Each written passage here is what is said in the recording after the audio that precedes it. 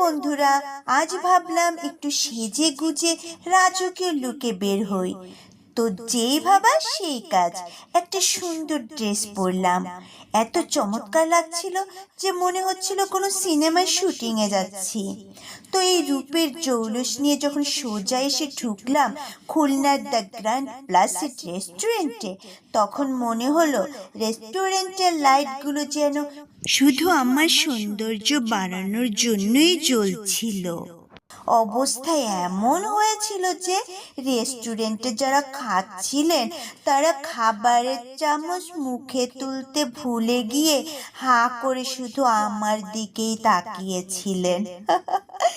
আসলে সত্যি বলতে সবাই যেভাবে তাকাচ্ছিল আমার তো মনে হচ্ছিল রেস্টুরেন্টের বিলটা বোধহয় আজ ওরাই দিয়ে দিবে।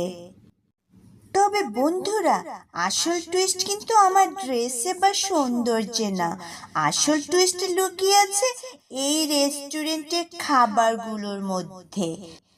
আসলে ডায়েটের কথা চিন্তা করে প্রথমে ভেবেছিলাম একটুখানি খাবো, কিন্তু দ্য গ্র্যান্ড প্লাসিডের এই জিভে জল আনা খাবারগুলো দেখার পর আমার ভেতরের খাদক মনটা একদম জেগে উঠল।